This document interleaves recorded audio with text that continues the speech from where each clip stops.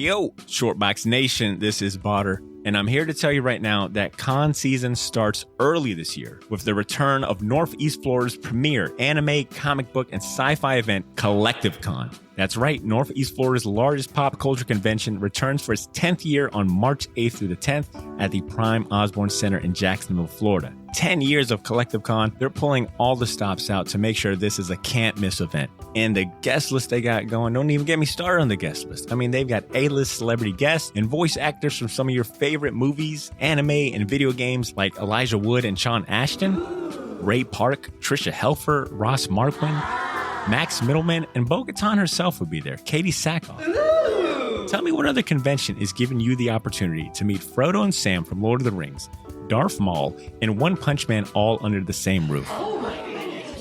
Only at Collective Con.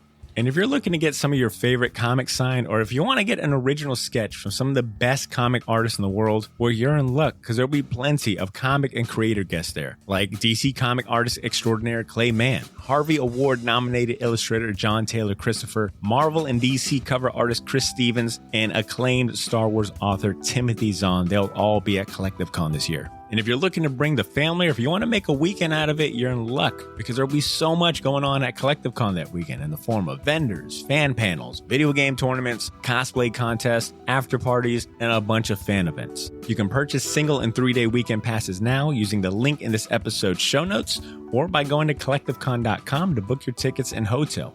Buy your tickets now, and I'll see you at Collective Con, March 8th through the 10th. Now let's start the show. But before I go, I feel I must know. What am I? You, Vision, are the piece of the Mind Stone that lives in me. You are a body of wires and blood and bone that I created. You are my sadness and my hope, but mostly you're my love. Ladies and gentlemen, I present to you the Short Box Podcast. Season 6.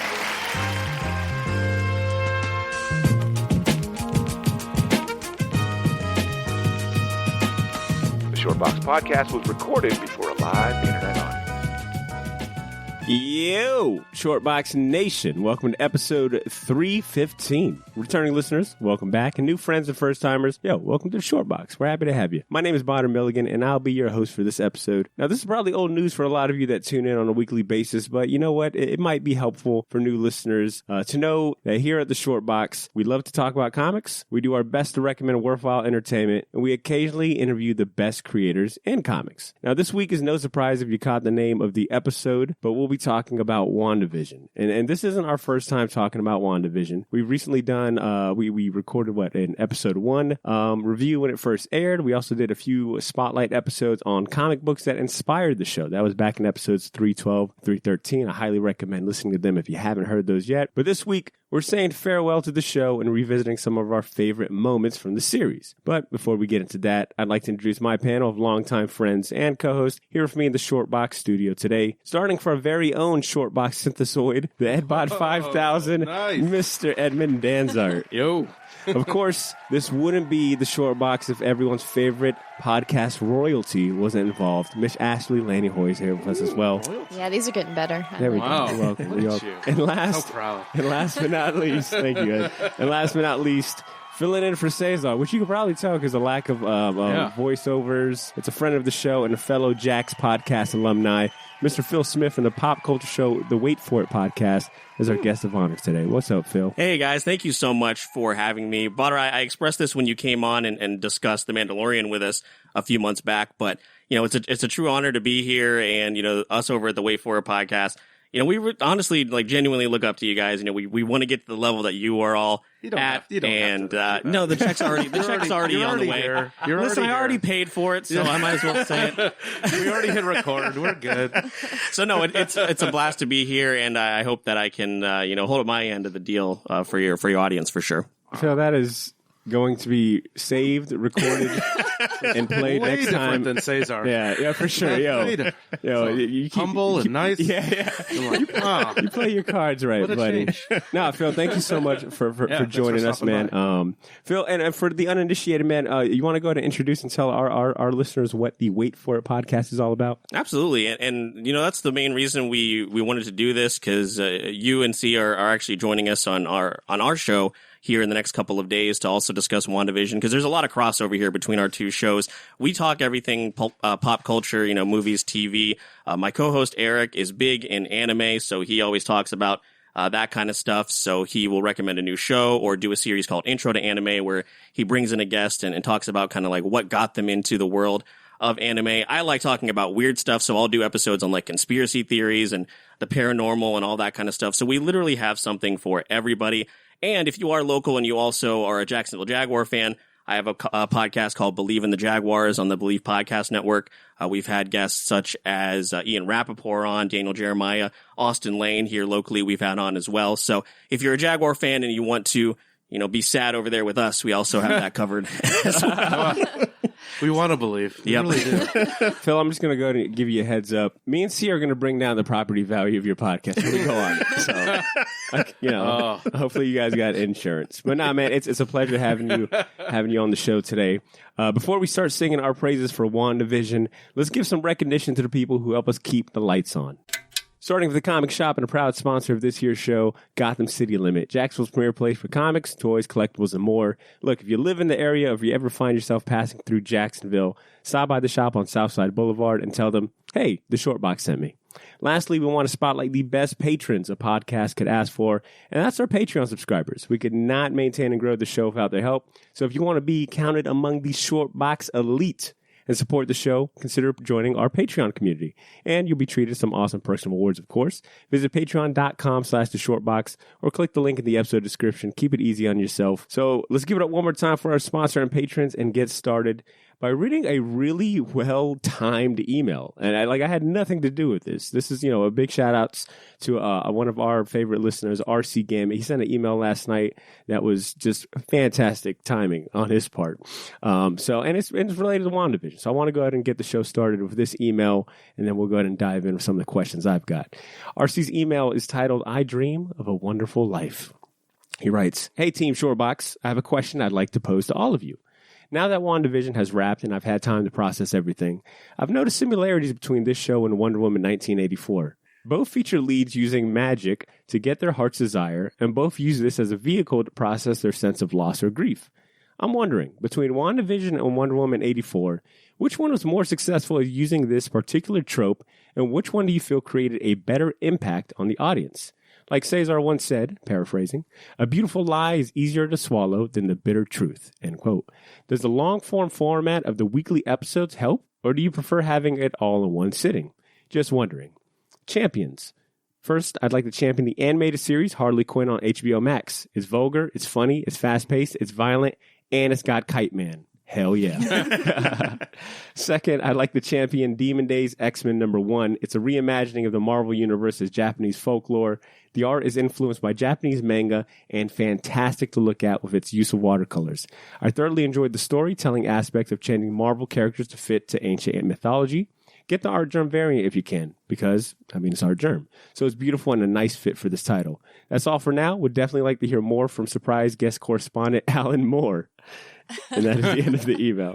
RC, thank you so much for the email. Fantastic champions, too. I think Ashley and Ed, you guys were among the first ones to champion that Harley Quinn series on HBO Max. But let's go to his main email. I thought it was pretty interesting that he was able to draw parallels between Wonder Woman 1984 and WandaVision.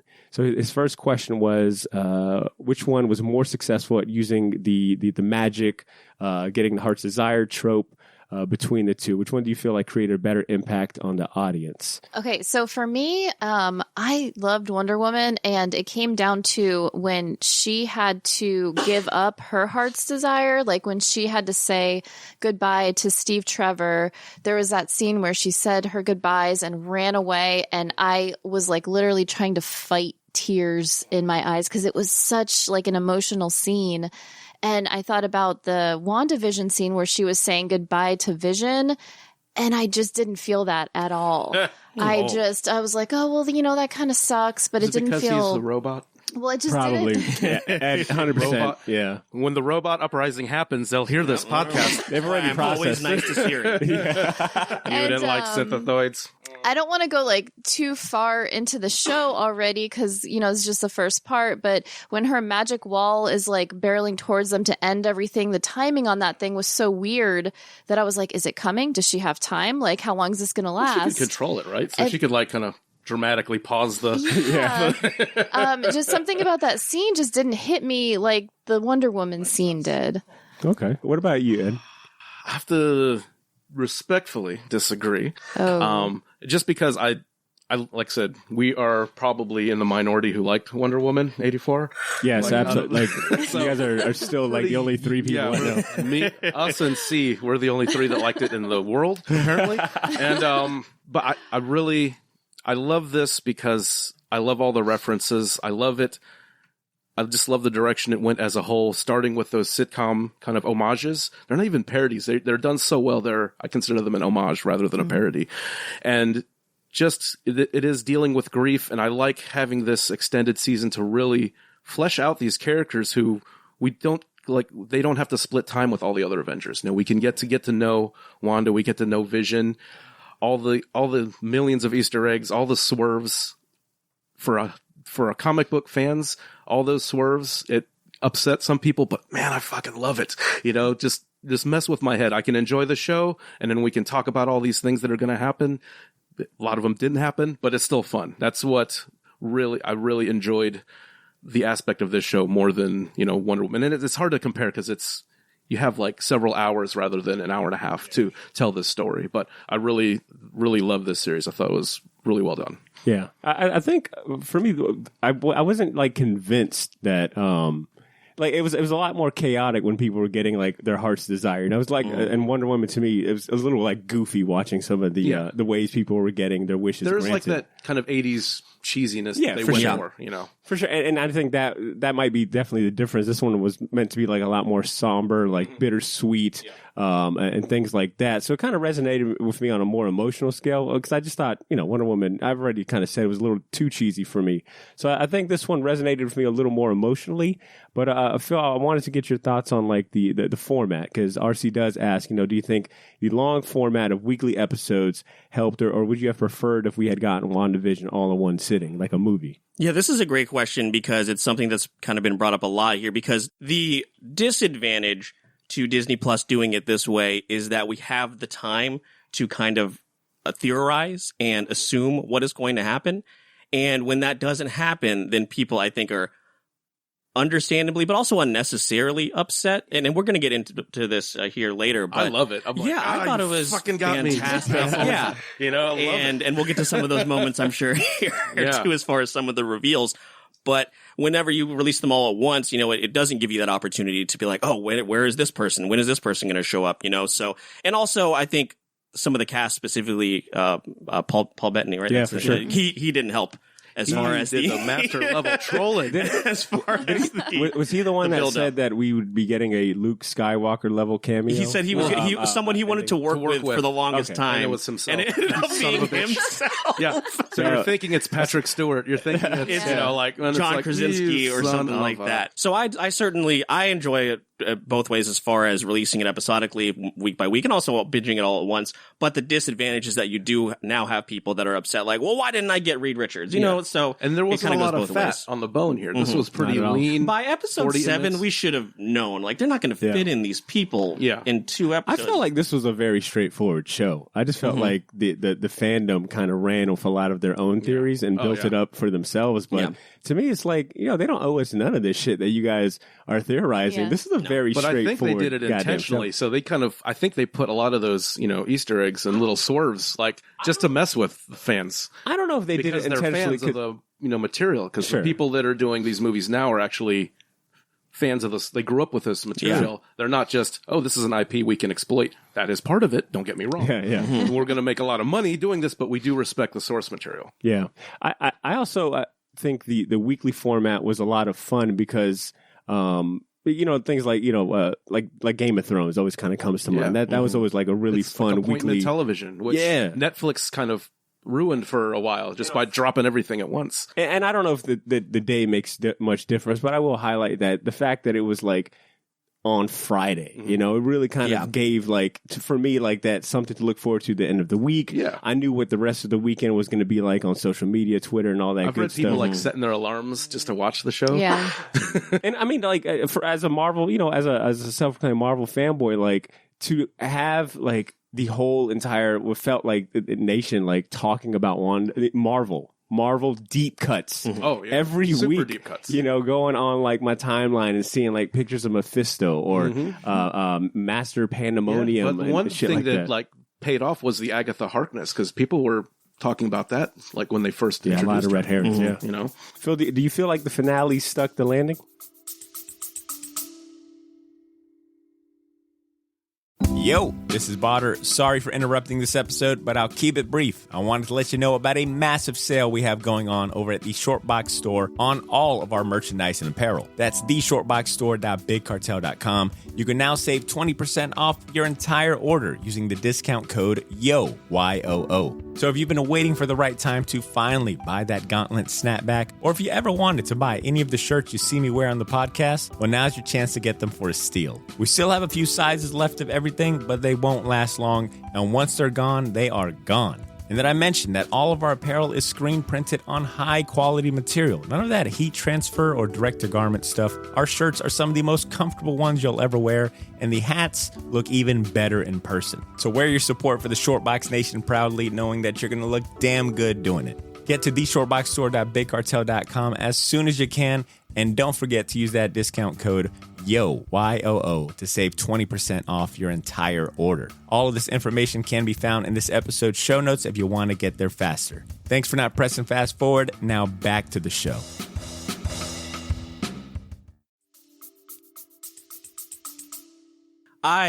In my opinion, I definitely think it did. There were some moments where, of course, just like you mentioned with red herrings, where we didn't get that payoff. I think that a lot of people were expecting. Is Doctor Strange going to show up? When is John Krasinski going to walk in? I'll have to shout out my co-host here, Eric, really quick, because he did have a theory, because we were going through, all these different shows, and he had assumed that episode 9 would be this Office homage and John Krasinski would walk in, and we didn't get it. And so I again, people are upset about that, but at the end of the day, this is Wanda's story. Yeah, like 100%. she has been through so much in a very short amount of time. And I was thinking about this on the way over here that I never really thought about it. In that Endgame battle, in her time frame, in her mind, she had just watched Vision die twice and then almost went and killed Thanos. Like, she is so incredible, and I'm glad she's getting her story expanded upon. And that is why I love that these characters and these stories are being told on Disney Plus, because it gives you the time to build the backstory of these characters in an episodic format, as opposed to fitting it all in to a 2 or 3 hour story, which has been a huge criticism of Marvel, that, they're trying to fit the next thing in as opposed to focusing on the story that's at hand right now. So the fact that we're getting, that Wanda is getting this huge payoff and we're learning more about her and her grief and how she has dealt with it, I think is big time. And, it was kind of odd that, she held an entire town captive, and she just I thought she got a pretty easy. I was like, oh, and just left. Well, and she didn't know what she was doing. Yeah. That's because that was Agatha's wife. She was so pissed off. It's like, how the F are you doing this? Yeah. I've been a witch for hundreds of years. I can turn this rabbit into a bird, and you can control this whole town. How are you doing this? My rabbit is a carnivore. I know, it's like, how are you doing this? It's like, and she's like, how do you have all this power? You don't even know what you're doing. Like, she has a line which is like, you have all this power and you're making dinner for breakfast. You're basically, that was a great line. You're basically have all this power and you're just doing this dumb shit because you're sad. Right. I am interested to hear what you guys have to say about the fight, because, we did get the superhero laser show. Oh, yeah. Yeah. Someone said, I read someone was like, yo, they Wanda and Agatha were playing volleyball at the end. Yeah. But I mean, but I thought the Wanda ended up flipping like the runes, the rune spell on Agatha, something that she kind of bragged to her about. And she's like, basically, thanks for the lesson, because she didn't even know about runes, because like, even when she was in the Agatha's basement, she was like, "You don't know runes? That's like very basic. 101 witchcraft. You don't even know about this?" To your point, Phil, I felt like a lot of fans felt like they were entitled to some of these cameos or theories coming to fruition. But at the end of the day, the damn show's called WandaVision. You know, it's about Wanda and Vision. My only like real disappointment, because I love the series, but if I had to like nitpick, I think what's his name? The Quicksilver reveal, Boner. Oh, Yeah, that's a Boner. long way for a dick joke. That's a multi-episode dick joke they threw at the end there. And like, layers. And like I said, this is super nitpicking. This does not take away from my overall enjoyment and the quality of the show. It's like, man, they could have really.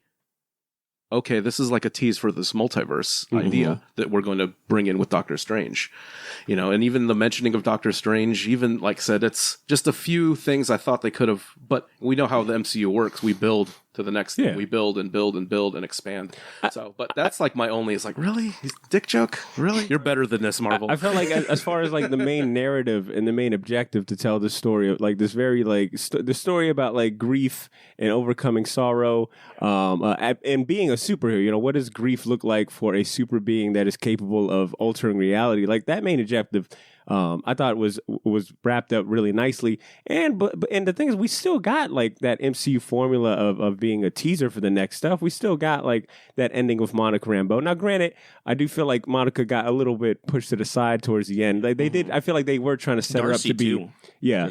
As far as like, those were some of mine. Like one Monica scene in the last episode. Monica, Darcy. I thought the kids were kind of wrapped up really neatly. But as far as like the main narrative being Wanda and Vision's love story, it was cold-blooded, just shooting the kids, like emptying the fucking clip out on those kids. He ended up just being a fucking asshole. What was his goal? Like, bam, bam, bam, Did he just not like Wanda? He just does not. He does not. I don't think he likes kids. First of all, Yeah, that's definitely true. He's projecting. So Ashley, it sounded like for you, from an emotional standpoint, it didn't really win you over, maybe emotionally. Is that safe to say? I feel nothing anymore. Like I pretty much, Tears, we've kind of been talking about this as it's been coming out. It was just kind of, it took me a long time to get into this show. Yeah. So when it was over, I think they did a great job. They wrapped up everything that they should have. They left things open that I'm excited to see for next season and like future movies and TV shows. But it was just one of those things where like I watched the finale and then I woke up the next day and it wasn't like the first thing that I thought about. And like how you watch something really good sometimes and you wake up and you're like, oh man. Yeah. And it just didn't do that for me. I ended up rewatching it the same day. I was like, I thought the season finale was, that really felt like an MCU like movie type and I'm wondering, feel, like just the kind of the Vision thing. He just kind of did a Poochie, "My planet needs me," and then just flew straight up in the air. My planet needs me. I have to go. And it's like, wait, where the hell? Wait a minute. And the thing too is like, because he said that she stole his body, right?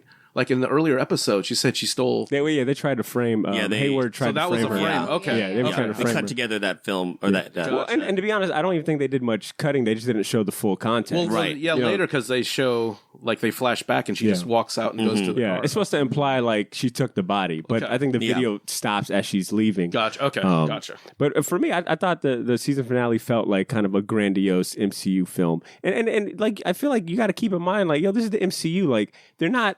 I don't think their mission is to answer everything for you right here. Like you on the hook for the next like thing. that this is going to be revisited. Like the C says, "Give me your money." Yeah, I guess like I feel like some people kind of maybe this TV format is still a lot of people are still getting kind of used to it, and they're used to getting answers by the season finale. Yeah, but I mean, like you got to keep in mind.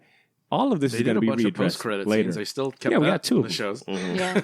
So, Ashley, real quick, I want to go back to you because that was something that you did bring up, I think, early on in the season. Like, you were not a fan of episodes 1 and 2, which, albeit there was a lot of people that were not a fan of the first two episodes. And I was curious at what point did your attitude, if it did, change about the show? Can you like pinpoint an episode or a moment where like it won your attention over? So it was, honestly, the first 3 were like a chore. Oh, I just like doing dishes and raking the lawn. I was like, I gotta do like vacuuming the house. I was like, I gotta get this done. It was, I think it was the end of season 3, or not season 3, episode 3, where she pushed Monica Rambeau out When you of start seeing the Westview. reality. Yeah. That was when I was like, okay, well, I'm kind of excited for this.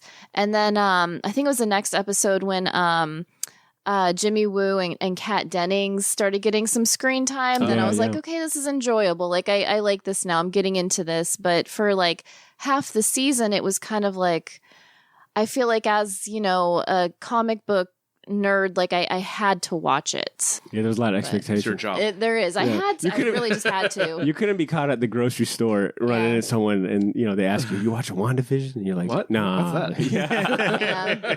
Well, I think episode 4, which happens to be the one where they introduce Teyonah Parris as Monica, and she's coming back from the snap, and they, she meets up with Darcy and Agent Woo, and they, I think that for a lot of people, getting that context. To me, that was like a context. Because we still have that 5-year gap that we don't know what's going on. Because what's his name talks about it. He's like, you weren't here. You didn't know what we had to do to keep things going. Mm-hmm. It's like you were gone. It's so we have that time period to play with, and I think they're going to play with that with like the Hawkeye series and things like that. So when he becomes Ronin, is it Ronin? When he becomes like slightly cooler Hawkeye.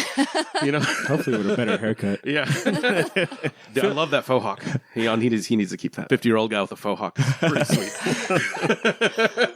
Phil, outside of the season finale, what would be like your next favorite episode? What was another episode that like really kind of garnered your attention? I absolutely love the Modern Family Office episode. And they kind of were going back and forth between which one they were referencing. It was definitely more so of a Modern Family thing. I really enjoyed that one. Of course, that's where we got the Agatha Harkness reveal as well at the end. That song, awesome. Even the interviews with Vision, all that kind of stuff. Him and Darcy spending time together, I thought was really rewarding. And so that one definitely stuck out to me. But I also love the Malcolm in the Middle episode. Yep. That one was definitely my favorite. The Halloween episode. That one was really good. Just kind of learning more about who this Fietro, I think, is what some people online have been referring to as, seeing him interact and just trying to. At the time, of course, we're like, who the hell is this person? Like, is he the Fox, Quicksilver? Is he someone new? Like, what is it? That's probably the biggest swerve they threw on us. The X-Men theories were all over the place, man. It was very Iron Man 3. Disney's like, we don't want that trash. We're doing our own. We're rebooting this. That never happened. That never happened. And it is like a better Dark Phoenix story than the Dark Phoenix. Yeah, for sure. But yeah, I thought it was such a nice, pretty lean series. It couple episodes, like I said, it kind of bummed you out as far as chores and stuff, but I love those homages, and I love how they paid it off to where her dad was selling like bootleg DVDs of these old shows. It's like, is that Magneto? Yeah. It's like Magneto. No. No, that's Hustler, dude. And I won't act like I definitely gasped on at the end of episode 5, and that's the one where Vision kind of starts piecing things together. He gets the email, or he intercepts that email from Sword. It's the guy. He wakes up the dude. Yeah. Knowing that Vision wasn't in on this at all was definitely he didn't even know he got killed or anything. But when Pietro shows up at the end, I won't act like I wasn't like, oh shit! For a minute, I was definitely like, "Damn, what can they do? What have they done? Like, what else can they possibly do with all of this?" A dick joke. It was a dick joke. 3-episode dick joke.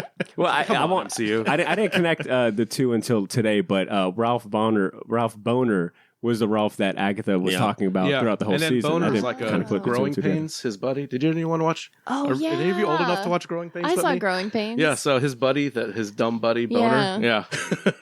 Well, I actually want to talk about some of these fan theories that were floating around these last couple of weeks. But first, we got some bills to pay, man. So let's toss it to a quick commercial break before we continue the conversation. Hey, Shortbox Nation. Sorry for the interruption, but we want to talk about one of our favorite comic shops that happens to be a proud sponsor of this here podcast. You talking about Gotham City Limits? Whoa, Batman, what are you doing here? It's just me, Potter at sea. I've got laryngitis, but you know what doesn't have laryngitis? Jacksonville's premier location for comic books, collectibles, toys, and more. Oh, and don't forget, Pool customers get 10% off their comics. Shut up, I'm talking now, punk. Gotham City Limits offers free bags and boards. And 20% off trades and hardcovers. I don't need a Robin for this ad spot. But Batman, you're forgetting about the most important part about Gotham City Limit. It's a comic shop welcome to everyone, for the diehard collectors and the new fans. I told you I'm not Batman, but have Alfred get the car ready. I'm rich, so it's on me. We're going to Gotham City Limits to spend some money on comics. So, Phil, I had seen a headline from Collider this morning. It was for an article titled, WandaVision failed to deliver things that were never promised to me. I love that article. It's so sarcastic. You read it? Yeah, I read it. Yeah. Granted. So, the article definitely is written sarcastically. I think it's supposed to be, taken kind of tongue-in-cheek. But I think it does have a kind of a kernel of truth for something that we've kind of so far hinted at, that there were a lot of fans who kind of bought into the many theories that were hinted at and promised by the fandom itself that were, on the net the past 8 weeks. So, Phil, I was curious, were you keeping up with any of the theories floating around, or was there maybe like one that you specifically were kind of hoping that would happen? Yeah, absolutely. Of course, there were a few things that were never expanded upon. One, who is the witness protection person that they were never alluding to in the beginning? Who is the aerospace engineer? That was it the Reed did it end up Richards? being the people wonder, was it Reed Richards? Is it I immediately thought it was Rhodey, but he is appearing in Falcon and the Winter Soldier, I believe, so I assumed that it was going to be him. My expectation this whole time was that we would get Benedict Cumberbatch eventually, maybe in the finale.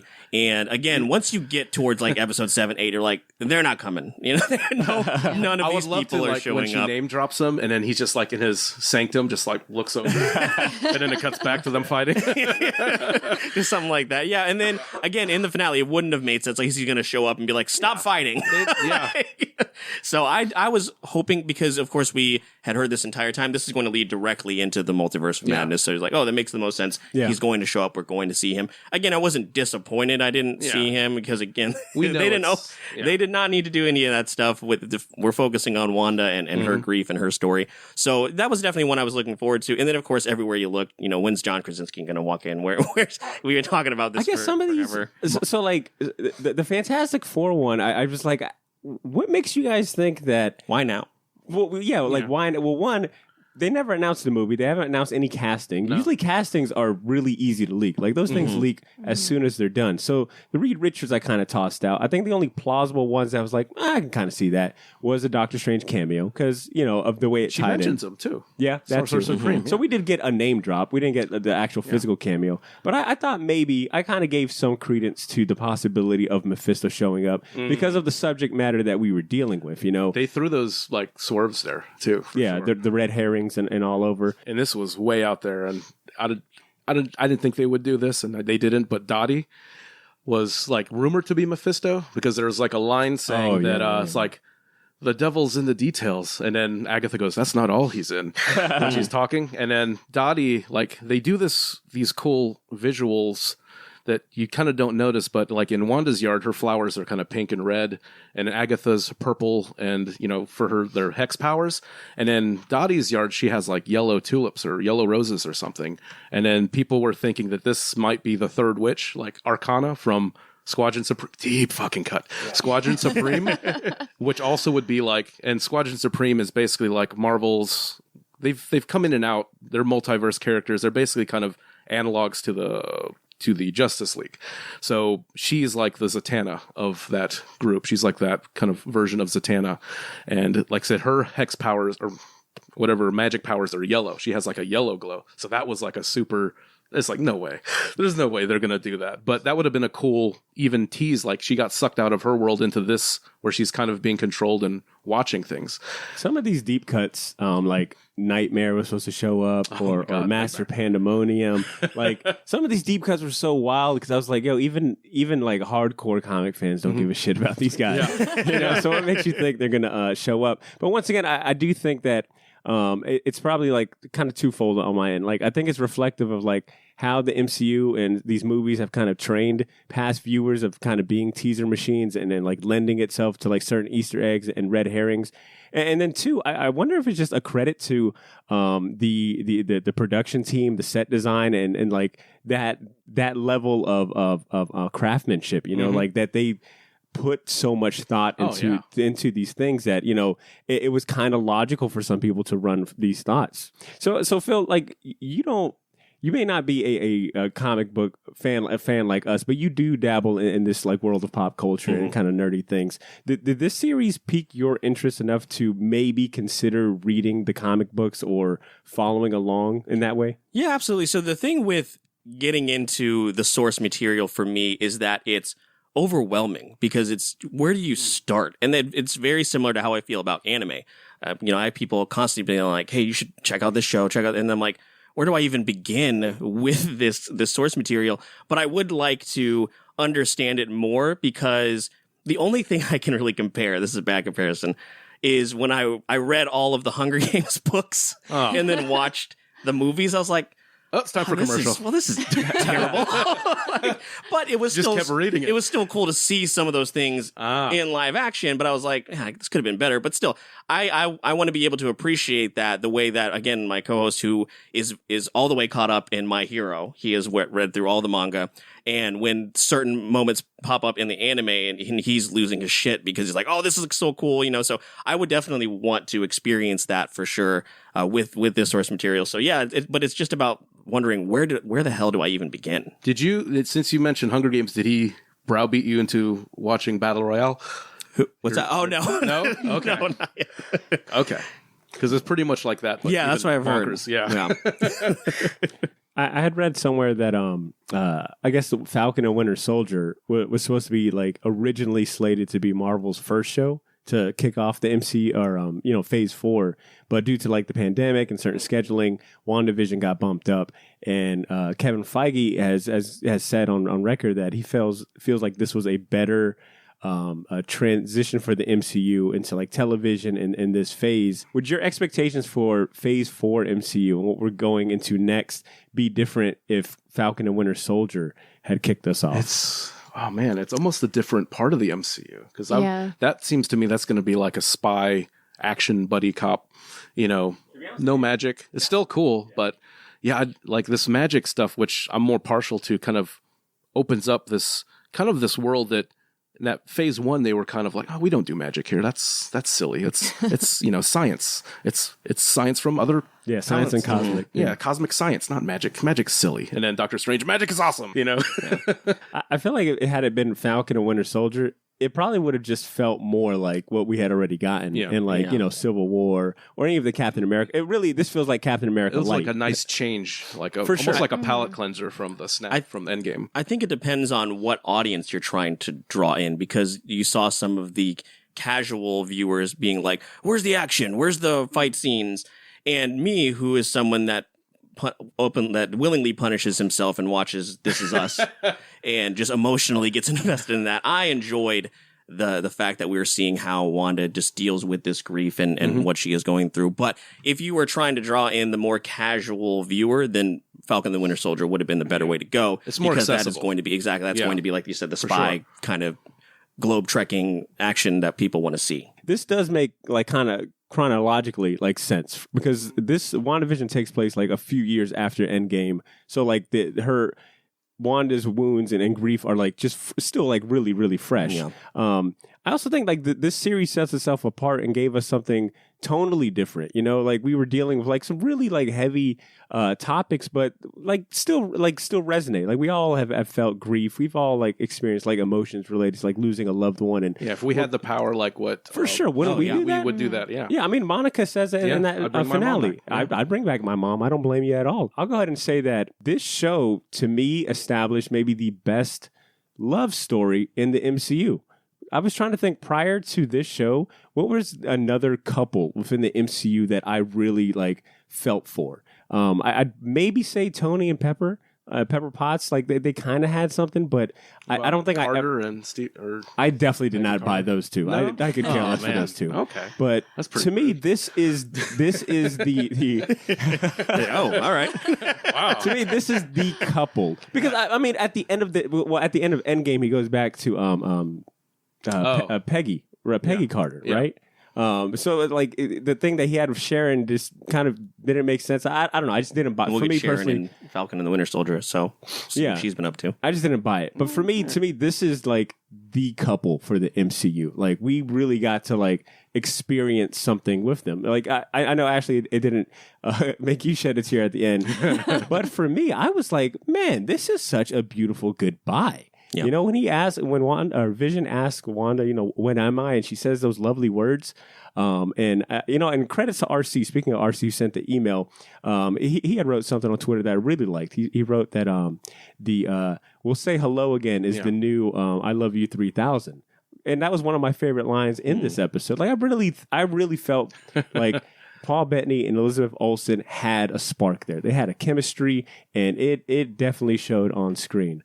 So aside from like the love story, but more so, Ed, to your point too, it definitely establishes like that magic in the MCU that Doctor Strange helped set up, but I don't think it really They're going full delivered. witchcraft. They went 100%. Salem trials, hexes, chaos magic. They're even using the terminology. Yeah, I really felt like this was like this narrative about, you know, overcoming grief and sorrow and you know, love. Like, they executed that well. I think they focused on it and said, we cannot cheapen this with anything else, but you know, we got to make sure that this narrative and there's is consequences, because basically the people were basically living in a nightmare, like being controlled against their will. Yep. And she didn't know it because she still is figuring out her powers, you know? Yeah. So when all the people are just staring at her, but they're not going to do anything because she's crazy and strong. They're just going to stare at her, you know?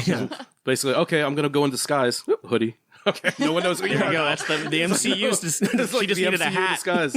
Luke Cage, Scarlet Witch. and I'd be remiss if I didn't mention how much I love Catherine Hahn in this show. She's my favorite. Yeah. God, she's so like, good. Absolutely. She has her Agatha Harkins and Catherine Hahn. It might be now in my like top 5 MCU like villains. And like, you know, she is so charismatic. Yeah, man. and she's so good. She's a comedic actress, and she does it so well. Like those winks to the camera, dude. Like her expressions, like just she's such a great like physical, you know, comedian. And even to see like Bettany and Elizabeth Olsen like flex their acting chops. Oh my gosh! Like every episode they were having to play a different, you know, sitcom genre. Like that was really impressive. How to, fun like, must sit that down and have watch. been for them?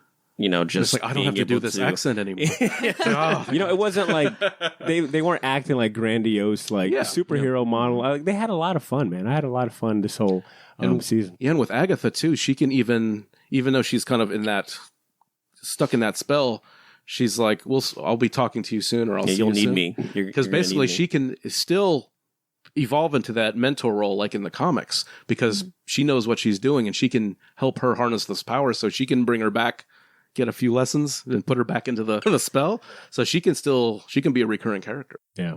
So I guess with all this being said, we do got Falcon and Winter Soldier coming up next. How's everyone's excitement or thoughts, or are you guys ready for that, Phil? Yeah, I want to see someone get punched in the face and just action. No sorrow, no sad stuff. Just Let's get some quips, some good buddy one-liners. Just because their whole dynamic and their chemistry has been on display. It's like one-upsmanship. Exactly. So I'm excited to see that. And who is the character that takes the shield in the show?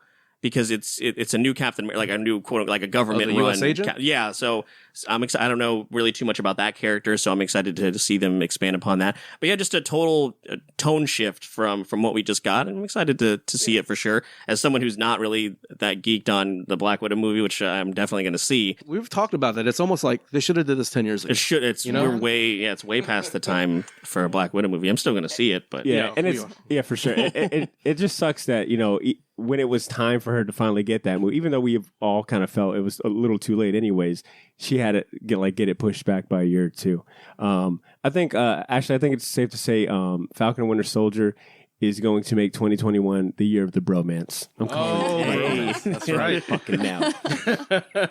All right, so how about we go ahead and wrap this up? Actually, Ed, I wanted to look to you guys in particular and ask for any recommended comic reads. Like I mentioned in the intro, we've put a spotlight on House of M and then Young Avengers, because we felt that definitely was a big influence on this show. But now that the WandaVision is complete, would you add anything to a recommended reading list? Like, hey, if you like WandaVision, read this. I am definitely going to put Tom King's Vision book on there. Yep. It's only 12 issues. You can get it in 2 soft covers. The art is Gabriel Hernandez Walta, and it has that like Wanda. It's been a few years since I read it, but she's not really a big part of it. She's just kind of like this like ex-girlfriend that's not in it much.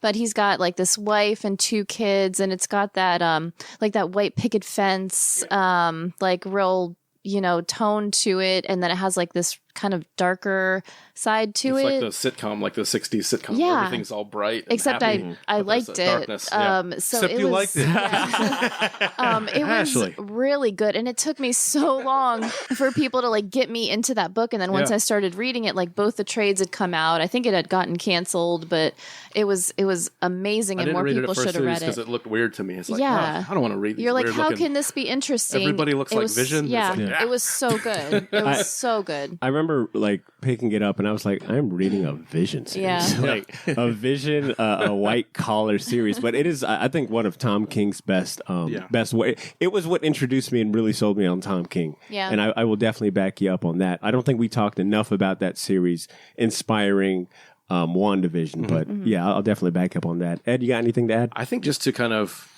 get more of the references, like the Scarlet Witch Vision miniseries in the 80s, where it kind of explains like her kids, and there's Agatha Harkness in it, and I think that explains how they're shards of Mephisto.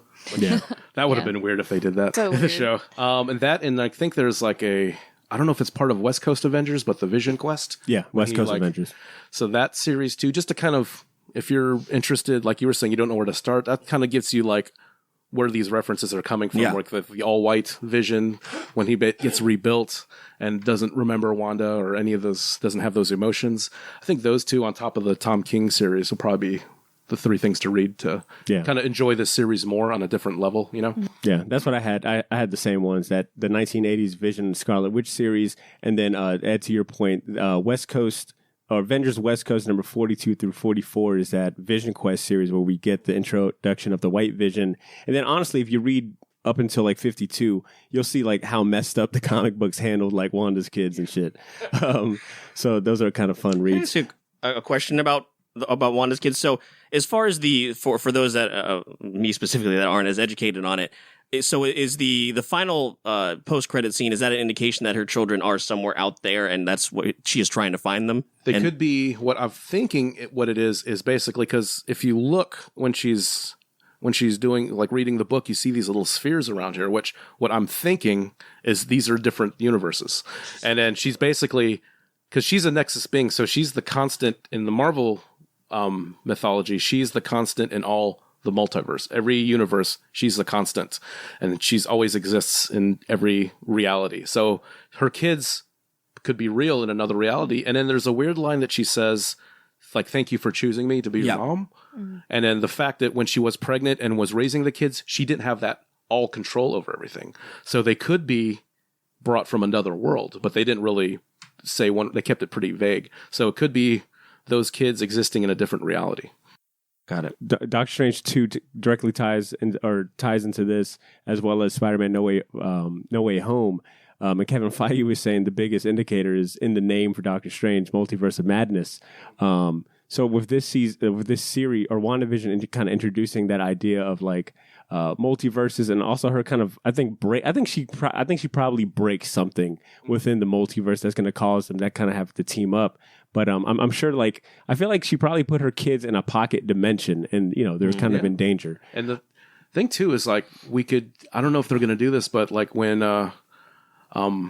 Monica gets her powers, it's through like the hex magic. Yeah. And one theory is like this could be the birth of the mutants, because like those people in town, somebody might get some powers just being exposed to this hex magic. The fucking delivery dude. It's the delivery guy. Yeah, so that's how we can explain mutants without ever seeing them till now. The delivery dude was so mad. He said, I haven't taken a rest. And real quick, before we sign off, because I did want to bring up that, we got the introduction of Photon, like, in the series. We did get another introduction to the Marvel Cinematic Universe. And granted, like I said, I do feel like they definitely kind of cheapened Monica. Like, they kind of rushed her or whatnot with her powers. But I thought showcasing her powers, which is kind of a difficult power to describe. You know, she's got the ability to transform into any spectrum like of energy. Another Captain Marvel too. She had the name Captain Marvel. Exactly. So my thinking is at that end scene where, you know, the Skrulls like, hey, you know, old friend of your mom's, which happens to be, I think, Nick Fury, needs your help, or it could also be Captain Marvel herself. But I know Monica has been announced as part of the Captain Marvel 2 cast, and I wouldn't be surprised if that leads into the Secret Invasion movie. Yeah, because they have a getting scroll in the post credits. That's another thing that kind of was just left up in the air, because there's definitely something that happened between her and Carol. She has kind of a disdain. Yeah, so I think maybe that it's that Carol didn't maybe come back to Earth when her mom was sick, or maybe the experimentations they were doing caused she gave her to get sick. Maybe she gave her cancer with all that radiation. So, interesting. That's a good one. All right, I think I think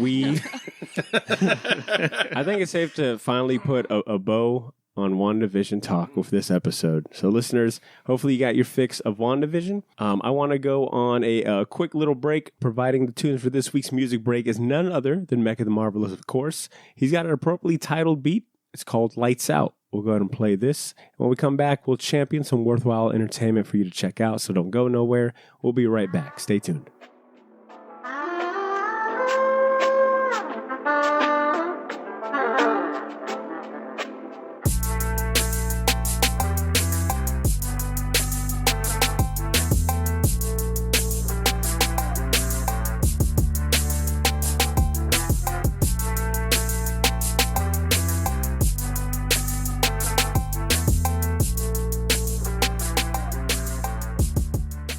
And we're back. That song, once again, was titled Lights Out. It's by our longtime music contributor, Mecha the Marvelous. As always, if you enjoyed the music and you want to support the artist, check out Mecha the Marvelous on Bandcamp, marvelousmecha.bandcamp.com. Of course, I've got a link to that in our episode description. And just a quick heads up for anyone that's asked about Shortbox merch like the OG Infinity Gauntlet hats or some of the new logo shirts, we're actually taking pre-orders for a limited run of that stuff until Monday, March 15th. So by the time this episode comes out, you'll have just about less than a week to get your orders in. To make your life easier, I've placed a link to the store and those pre-orders in this episode's description. So use that link to place your orders for Monday, March 15th. So you don't miss out. This week, we're skipping No Comic Shop for Old Men. We'll have that for you next week when Cesar is back. But, you know, we can't close out this week's show without providing you some worthwhile recommendations. So let's go and cue up the music and get on with our Champion Season segment.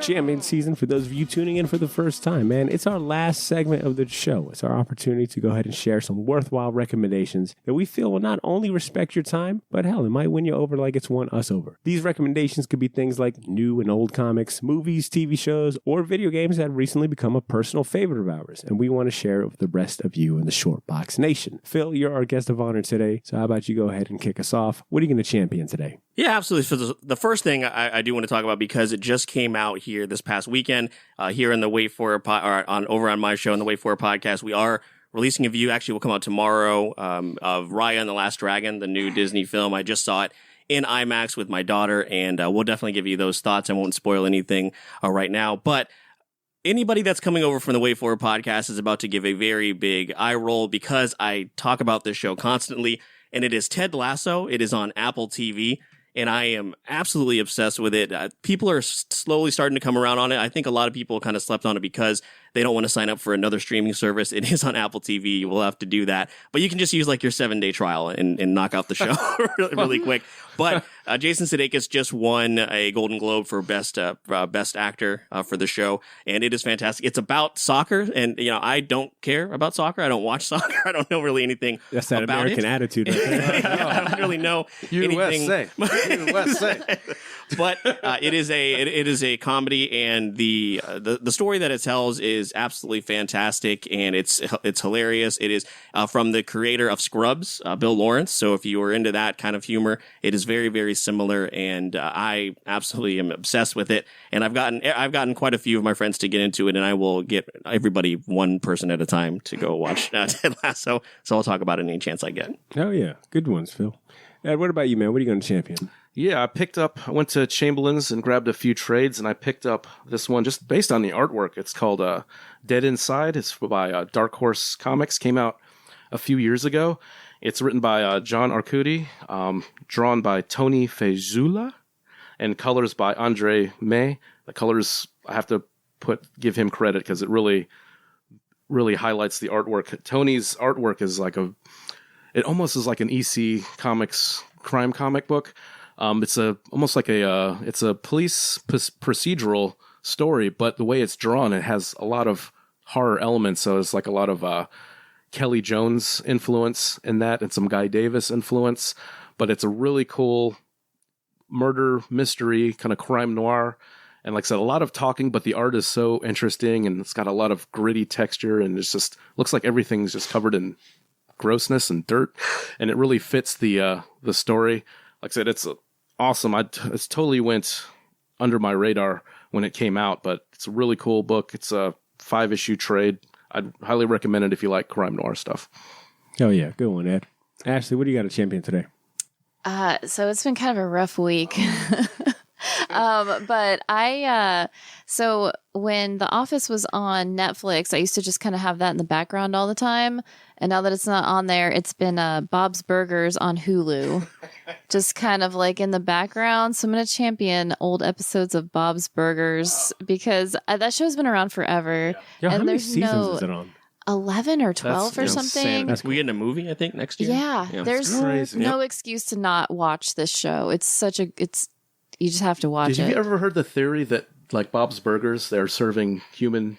That's what the pilot episode was supposed to be. Really? Like it was supposed to be the mortuary. The mortuary. And the business always changes every episode. Yeah. The first episode was actually supposed to be about like people that like a restaurant of like people that you like that served human burgers, but they were like, no, let's just do regular ones. Yeah, I'm glad it went that way. Probably, I don't think it'd be on for 11 seasons. Yeah, I remember I was really hesitant to like watch. Not really hesitant. I just was being a hater about it. I was like, I ain't watching no Bob's Burger. But I same thing kind of happened to me. I just had it on like in the back at one point in time, and I ended up like binging all the episodes. It is such a great show. Yeah, likable really is a great word for it. Yeah. Absolutely. That's a good champion. I've got two I'll go to share. One's a comic book called Berserker.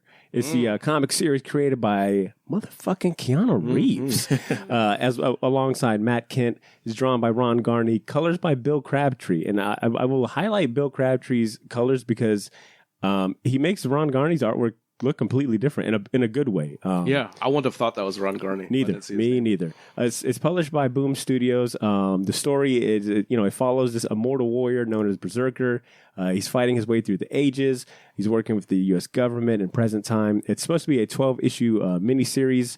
I'll say if you like John Wick and you want to see like the violence ramped up to like a 15, this is the comic book. And it's one of those books where it's like, okay, we've seen this trope for sure so much, but it's such a well, if you're into like violent comics, over the top comics, man, it's such a fun action, just popcorn, popcorn comic. It is so gory. Once again, I'm like, this Keanu Reeves. You mean the guy with the sitting on the bench, picture that you see always floating around? Oh yeah, the very tragic life, the very calm, chill dude. In He's most got some interviews. anger issues if he's pitching this stuff. I think between John Wick and this, definitely needs to work. He's working something out. I think Phil said this was his outlet. Yeah. I don't blame him. I saw like an interview with I think Boom Studios like a president or something, and Keanu actually pitched this concept to him, like personally, and it was like acting out all the action scenes and stuff. Like it's like, and you go choo, and then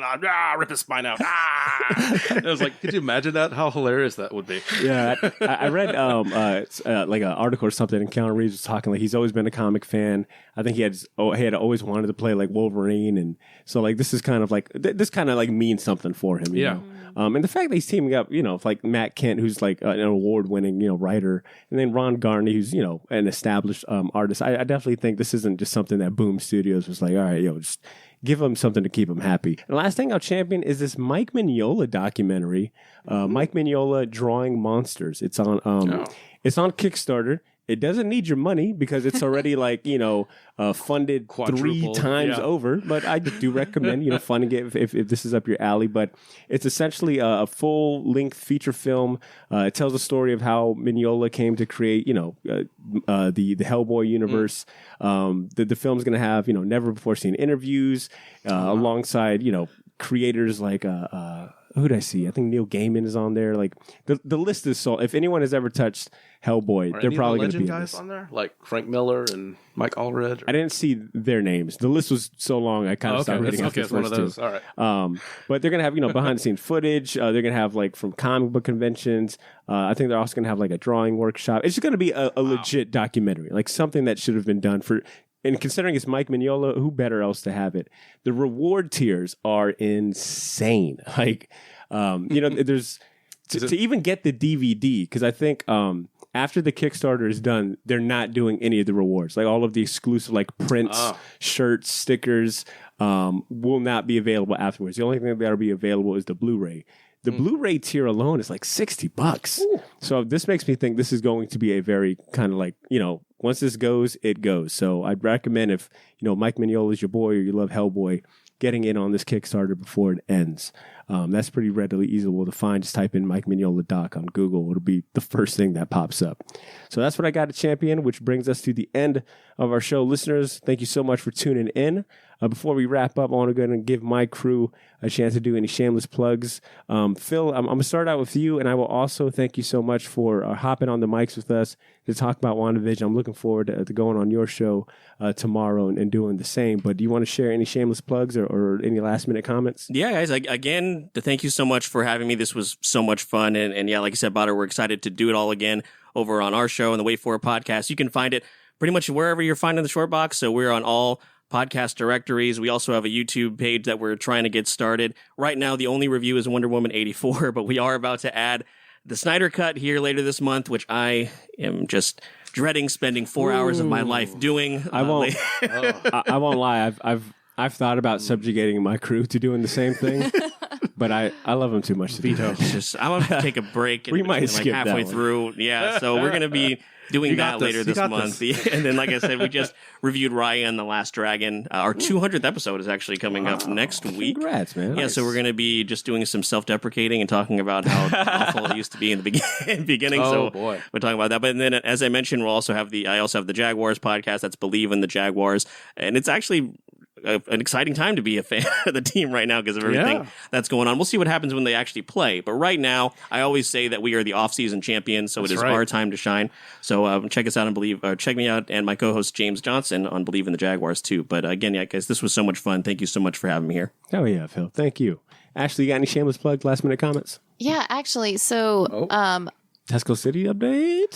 Fingers crossed. My Instagram, Ashley Lanny Art. I just realized a couple of days ago that my dog's Instagram has 3 times as many followers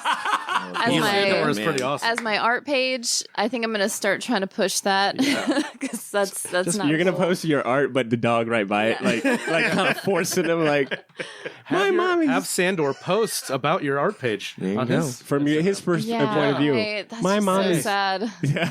My mom's mad at me all the time. The least I can do is promote her art page. That's pretty good. So wait, what was the Instagram handle? Ashley Lanny Art. Yeah. Well, no, the dog. Sandor. Yeah, Sandor the Chocolate Lab. He doesn't need any more followers until I catch up, though. I'm gonna make a note to link Sandor's. Send me that. Yeah, I'm gonna link Sandor's Instagram in the episode description. I'm gonna follow Sandor. No. Don't worry, listeners. I got you. There'll be a link to Sandor's page in the episode. WandaVision presented by Sandor's Instagram. You need to draw Sandor. I think that's going to explode. That's what'll happen. Okay, that's where I need to go. Sandor. Yep. All right. You're going to get that call from Marvel. We got this Lockjaw series. Oh, yeah. Ed, what about you, man? Last minute comments, shameless plugs? Yep. Ed.315 on most social media. Just check me out. So I'll go and add to what Ashley and Ed was saying. As always, I try to make things easy for you guys. If you guys want to go ahead and buy some artwork from Ashley and Ed, there are links to their respective stores in the episode descriptions. use those, buy some art, get some commissions going. Like I love to say, the convo don't have to stop here. If you've got some thoughts, comments, questions, whatever it may be, man, if you want to just chime in and talk about WandaVision, shoot us an email, a short one, at theshortboxjacks@gmail.com, or hit us up on our social media pages, man. We're on Twitter, Instagram, Facebook, at theshortboxjacks. We love hearing from you guys. Want to go ahead and give Phil another big shout out, as well as Eric over at the Wait For It podcast. Me and Cesar will be on this week's episode of theirs, talking about WandaVision in a little more detail. So if you didn't get enough WandaVision talk, check out the Wait For It podcast. Next week, we will be doing a comic book spotlight on Captain America Truth, Red, White, and Black. It's a series about a black soldier who was given the super soldier serum during his testing phase, well before Steve Rogers became the Captain America we all know and love. I've only heard great things about this. This series is available on the Marvel Unlimited app as well as Comixology. I'm sure you could probably find this out in the wild as well. So that's what we'll be talking about next week. And if a week is way too long for you to wait and you want more short box goodies, I will always encourage you to check out our Patreon community, patreon.com/shortbox. Of course, we got a link in the episode description.